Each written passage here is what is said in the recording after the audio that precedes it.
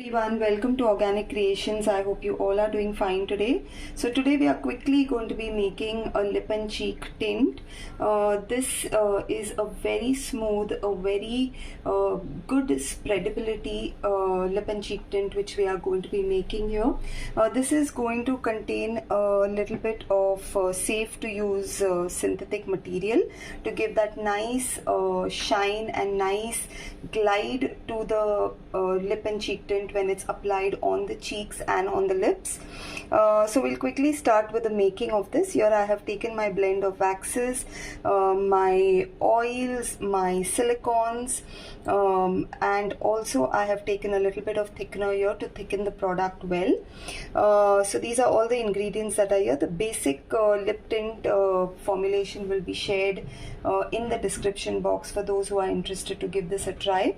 For the more advanced formulations, you can contact me on the WhatsApp number given in the description box for our workshops that we have. Now we'll quickly go ahead and heat this these ingredients that we have in this bowl, and we'll make the lip and cheek tint. Okay, so I've gone ahead and heated all the waxes, everything, and now we are going to go ahead and add the color. I have already taken a blend of the pigment that I want to use here to make the color, and we'll go ahead and give this a good mix.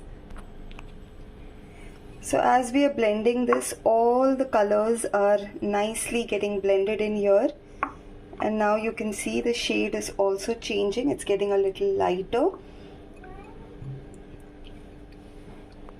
Okay, so here we've gone ahead and mixed everything together, and this is how it looks. So now we are going to quickly go ahead and put this into our container.